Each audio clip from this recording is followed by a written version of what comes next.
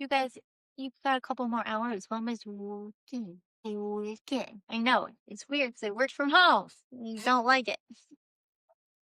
Welcome, ghouls, demons, fellow weird ones. And here we are for episode 3 or series number 3. Number 3 of the series of the Living Art Collection, story behind the portraits and all of the above. So, cheers. Suna, no squeaking. I told you, no squeaking. No, no. Bone the squeaky toys. You can't squeak. I told you, biggins. All right. Excuse me.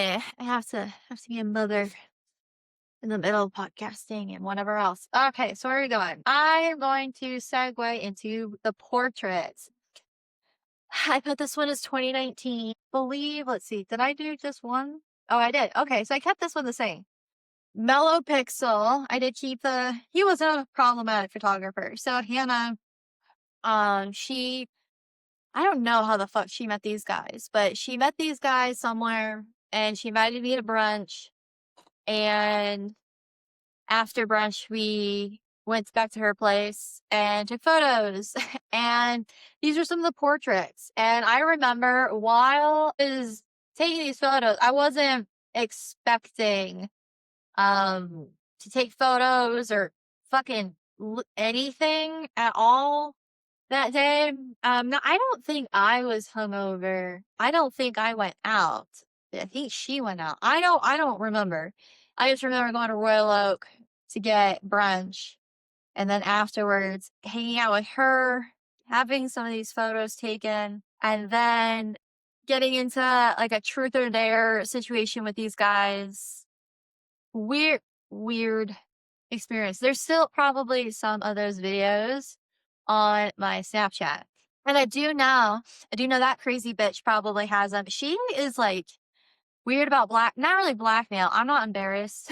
I'm not embarrassed by anything that I've said or done. Like, can't take it back. I can only do better moving forward. But yeah, cause like this photo shoot, there was a picture that was taken and like my eyes were like rolled back kind of fucking dumb. And she blasted it everywhere. I don't know. She didn't post anything complimentary of me. She always posted it. And I just listen, I'm a goofball. So like I don't mind any of that. And in fact, like a lot of these photos, I would argue, I mean, you people did not mean that. People can see that like through my whole spectrum of like even my own self-portraits, I post everything in between, the glamour shots, the ugly shots to every imperfect thing. Like even in this, there's like me laughing, doing like the creep like kind of situation. Cause I'm just a giggle bot. Like I'll break character and start laughing instantly. And that was like in this portrait, like I was just up against a white wall and playing with lighting.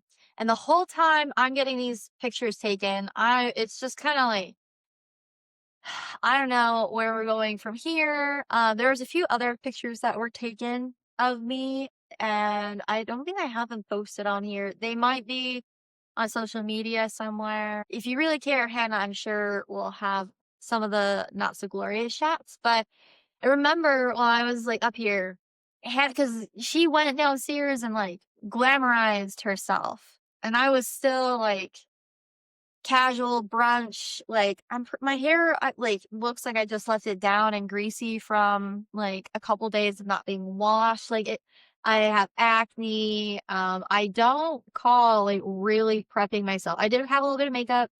I had a mascara and my eyebrows done, but like I I just remember it being like, okay, we're taking photos and it's just like this fun thing. And then we eventually, of course, like take like underwear photos. I have one of the best. Um, like it's gorgeous and it's not posted in this. It's on social media. I don't know if I posted it anywhere. I might have posted in my boudoir. So I'll do a 2-part with this one. So there's the portraits, because they kind of are all connected. And then I have, where is it? My boudoir through the ages.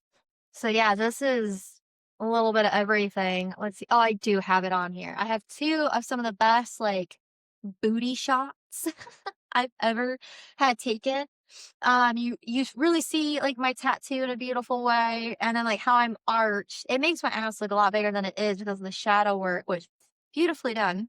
But I like have it hiked up. It is definitely a very sensual portrait, and it's in her bedroom and whatever. And then there's a couple of us together. It in reflection kind of looks like really uh oh, like beginning of like I'm just gonna say it. Just the beginning of like either lesbian porn or like straight girls experimenting porn. It gives porn setting. It just does. Like with her and I together, Hannah's a Black woman.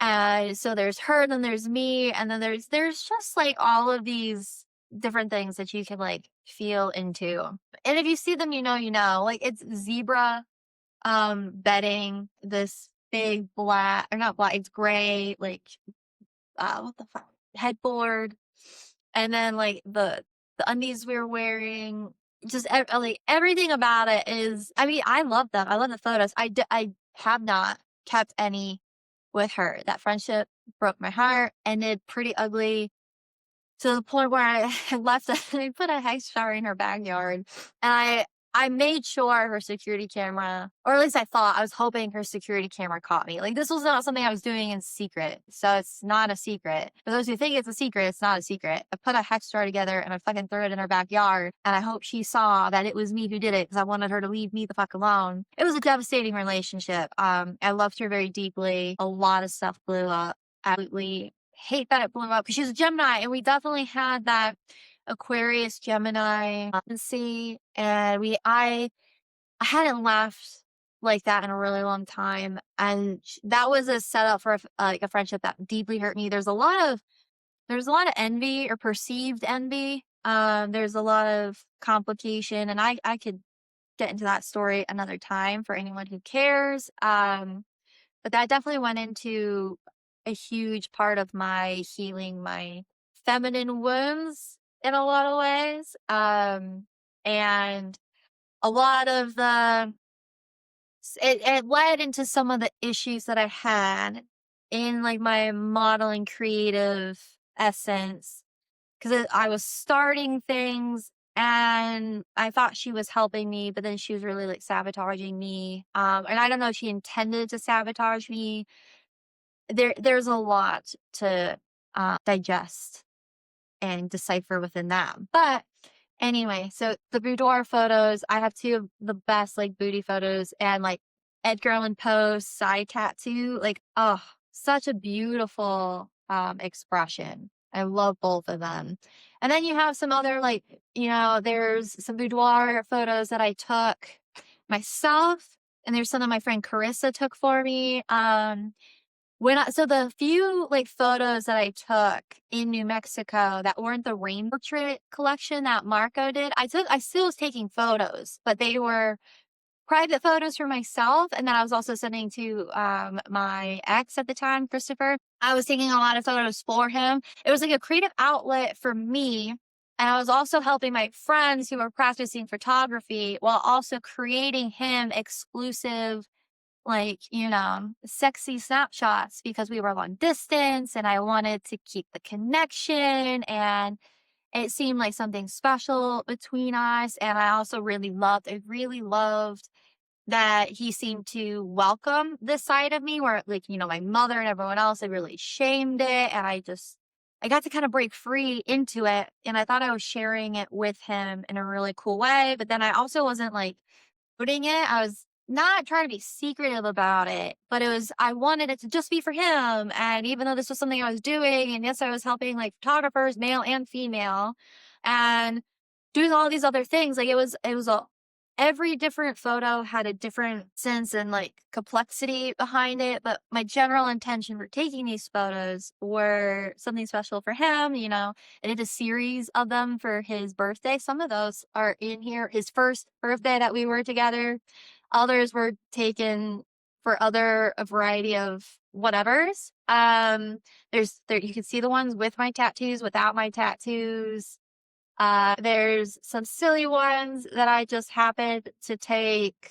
I guess I sent him to somebody who really fucking knows. But yeah, I was in this phase of expressing myself in this way, kind of a sexual awakening, in these boudoir photos. But that's how I really got into boudoir. And you see where powerlifting is transforming my body in a different ways, because these are from 20 ooh, 2015.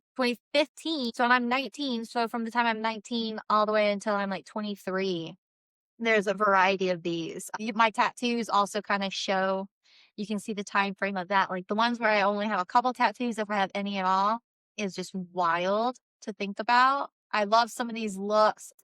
Really love how my body looks. That style of work I thought I was doing before powerlifting transformed a lot of things. And not to say I'm backtracking. I definitely used to have different style workout, which I plan on yapping about at some point, because I feel like it's important, especially for women, feeling confident in your body and doing all of these different things. The modeling world is brutal as far as you don't want to be fat, you don't want to be this, you don't want to be that, blah, blah, blah, blah. And I've always tried to embrace myself with where my body was at based off of wherever I was at with whatever I was doing. And I've always been an active person. I was in sports my whole life. And then when I got out of sports, I went to the gym. I did kickboxing, and then I just started lifting weights, and I started powerlifting. And that's where I met Hannah. And that's where I got into this really just insane, I don't know, which it all led the way it led for a reason. That powerlifting in the group of people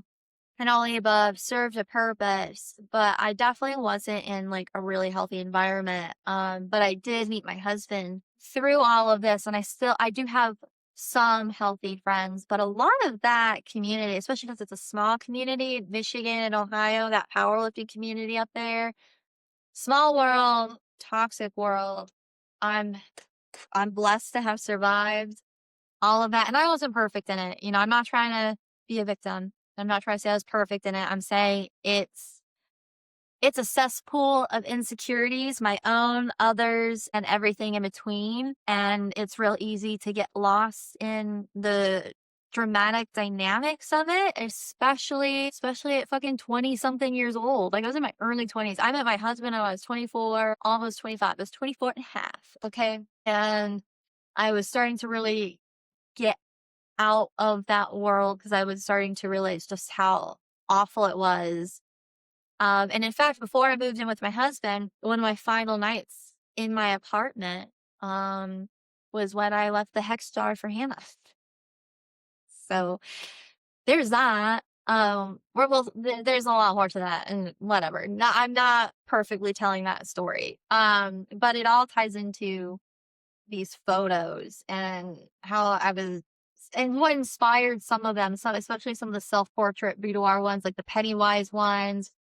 I do love all of the like the bed photos. Like they are. It's supposed to be like bedroom eyes and sensual, and like it's boudoir. Like I'm not shaming any of it, but it is funny to me how some of them look like the stills of certain like pornographic videos. Not so much these ones. Like some of the ones I took with Hannah definitely did, because it's two girls together, so you can kind of see in that environment. Even just like myself, like enticing somebody into the bedroom. So it is what it is. I don't hate it. I'm not gonna deny people might witness or perceive with some of these. Um, I'm still happy that I took them regardless. So that's super fun, especially this one photo that I'm looking at right here. You really see like my fucking deltoid and my tricep, and I fucking look ripped. And I love the definition. I miss that definition. Even if I had the definitions, I mean, I don't have as much. I'm definitely not as lean. I've been on a slower pace of a journey. And that's, like I said, that's a whole other video.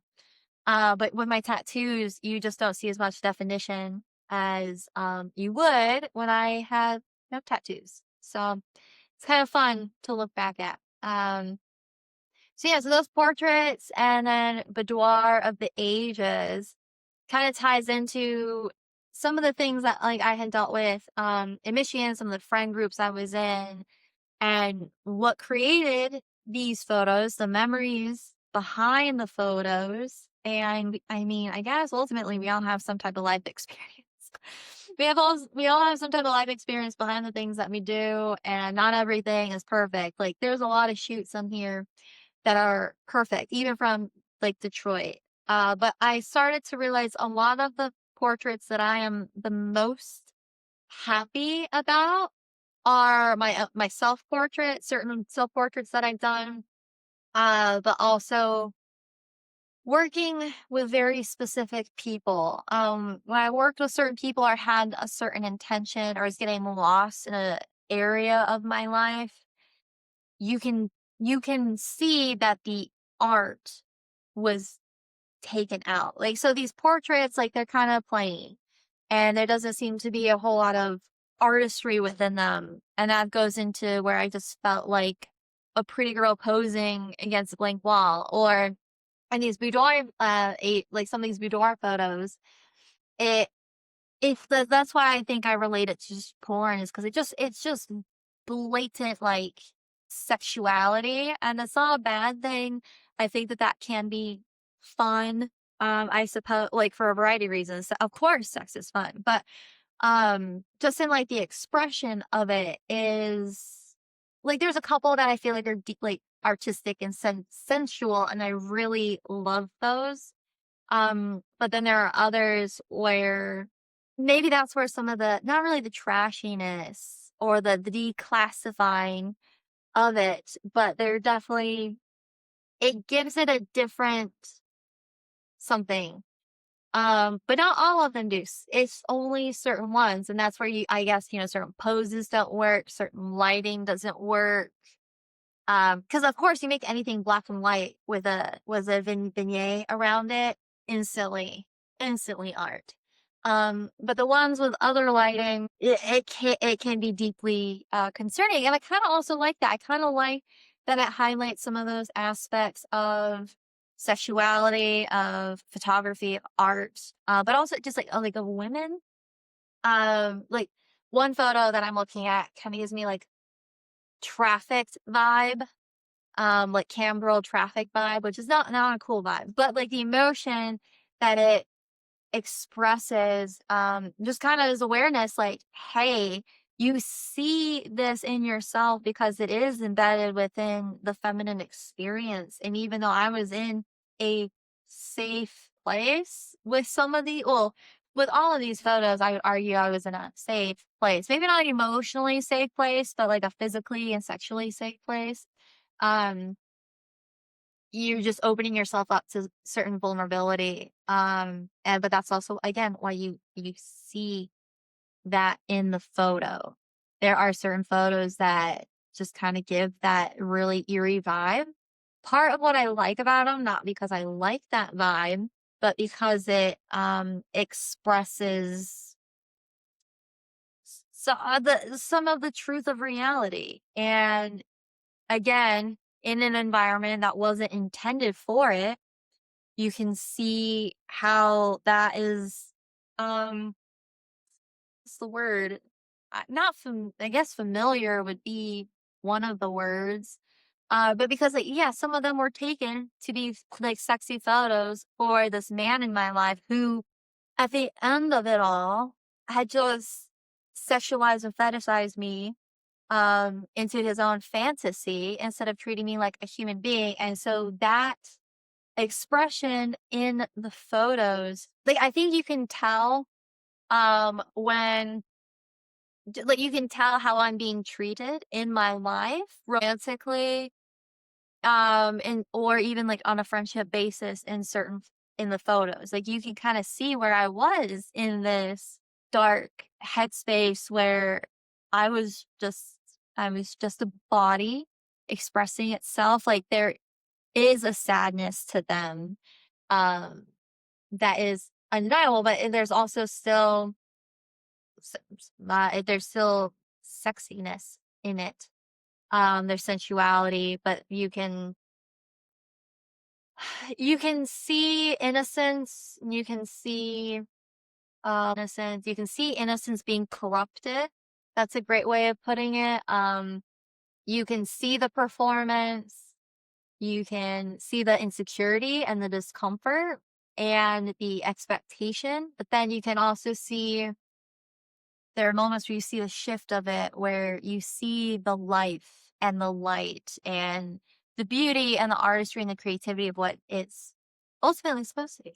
So I think that that's fun. It's fun in reflection. It's really fun to see the phases of my hair, for all the reasons, and just the evolution of Sarah, her sexuality, her empowerment, her body, her tattoos. And I really like this. Not that I love or enjoy every chapter of my life, I do appreciate the layer of the story and how it has built me and blossomed me into who I am now. And I think that that's really important to be able to look back at these and see the imperfections and to see it all with crystal clear vision, especially for what it was, but still appreciate where it brought me ultimately. So yeah. So those are there. Yeah, I knocked two. So I did portraits and boudoirs through the ages for those who want to check those collections out. That's kind of the story behind those portraits and the emotion and where I was at in my life when they were. So I hope you enjoyed, and we'll yap again. We'll meet again for another episode series to another episode to this series of my living art collections.